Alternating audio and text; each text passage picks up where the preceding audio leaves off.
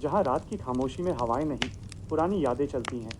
ये कहानी किसी कल्पित राक्षस की नहीं है, बल्कि उस खालीपन की है जिसे एनटीपीसी की ऊंची चिमनियों का धुआं भी नहीं ढक पाया। शीर्षक: बीजपुर का राख राक्षस। एनटीपीसी की वो काली रात। बीजपुर, सोनभद्र, एक ऐसा इलाका जहां दिन में तो विकास की मशीनें शोर मचाती हैं, लेकिन सूरज ढलते ही यहाँ की फिजाओं में एक भारीपन छा जाता है। एनटीपीसी रेहन की विशाल चिमनियां जब आसमान में धुआं छोड़ती हैं, तो स्थानीय लोग कहते हैं कि वो धुआं उन मजदूरों की आहें हैं जो कभी इन मशीनों के पेट से बाहर नहीं आ पाए।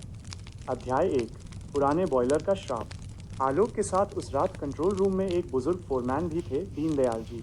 दीनदयाल पिछले 30 सालों से इसी प्लांट में थे।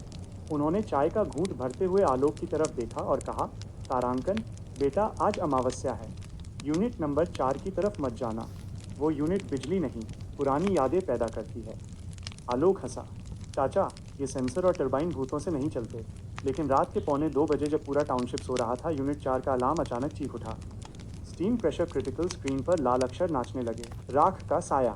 आलोक अकेले टॉर्च लेकर उस डरावने गलियारे की ओर बढ़ा। जैसे जैसे वो करीब जा रहा था, उसे महसूस हुआ कि हवा में ऑक्सीजन कम और कोयले की बारीक राख ज्यादा है। अचानक उसे अपनी पीठ पर किसी का ठंडा स्पर्श महसूस हुआ। उसने पीछे मुड़कर देखा। वहां कोई नहीं था, सिर्फ लोहे के भारी पाइपों से टपकता हुआ काला पानी था। तभी उसे बॉयलर के पास एक परछाई दिखी। एक आदमी, जो बिल्कुल वैसा ही नीले रंग का ओवरऑल यूनिफॉर्म पहने था जैसा एनटीपीसी के कर्मचारी पहनते हैं। पर अजीब बात यह थी कि उसकी वर्दी से लपटें निकल रही थीं, फिर भी वो जल नहीं रहा था। आलोक की जुबान हलक में फंस गई जब उस आकृति ने धीरे से गर्दन घुमाई। उसके चेहरे की जगह सिर्फ जली हुई मांसल हड्डियां थीं और आंखों की जगह दो दहकते हुए अंगारे। वो आकृति फुसफुसाई, तारांकन साहब, मेरी शिफ्ट खत्म क्यों नहीं हो रही? 1989 से यहीं खड़ा हूँ, मुझे घर जाना है। आलोक को याद आया, 1989 में एक भीषण दुर्घटना हुई थी जिसमें कई लोग राख के बांध ऐश डाइक में समा गए थे। वो राख पुरुष धीरे धीरे आलोक की तरफ बढ़ा।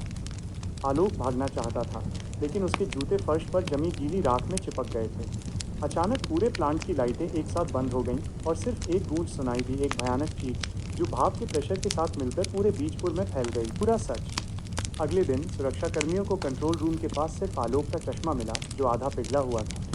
पास ही राख से बना एक हाथ का निशान दीवार पर छपा था। आज भी रिहंद नगर के लोग कहते हैं कि अगर आप रात को प्लांट की बाउंड्री के पास से गुजरें तो आपको भाप की आवाज़ में किसी के सिसकने की आवाज़ सुनाई देगी। Ground news. तो दोस्तों, ये थी सोनभद्र के बीजपुर की वो खौफनाक दास्तान, जिसे सुनकर आज भी वहाँ के लोगों की रूह कांप जाती है। क्या आपके पास भी ऐसी कोई सच्ची घटना है? हमें कमेंट्स में ज़रूर बताएं। अगर आपको ये कहानी पसंद आई और आप ऐसी ही रोंगटे खड़े कर देने वाली हॉरर स्टोरीज़ और देखना चाहते हैं, तो अभी इस वीडियो को लाइक करें, हमारे चैनल को सब्सक्राइब करना न भूलें और उस बेल आइकन ऑफ मॉल को दबा दें, ताकि अंधेरा होने से पहले हमारी अगली कहानी आप तक पहुंच जाए। इस वीडियो को अपने उन दोस्तों के साथ शेयर करें जो खुद को बहुत निडर समझते हैं। देखते हैं उनकी रात कैसी बीतती है। धन्यवाद और बचकर रहना, क्योंकि अंधेरा कभी अकेले नहीं आता।